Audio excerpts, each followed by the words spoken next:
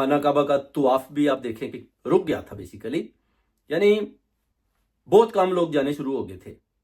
یہ بھی ایک آپ دیکھیں کہ ایک اتنی بڑی دجالی چال تھی کہ انہوں نے چیک کیا کہ دنیا میں ہوتا کیا، اور آپ دیکھ لیں کہ کیسے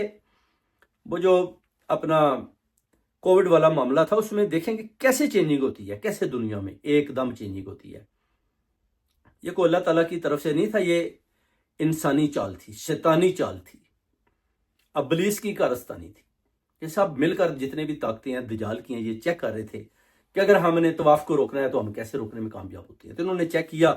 تو اس میں وہ کامیاب ہوئے، مگر اللہ تعالیٰ کی ذات نے بولا کہ میں نے تو آپ کو کھلا پلیٹ فارم دیا، آپ کھل کر کھیلیں،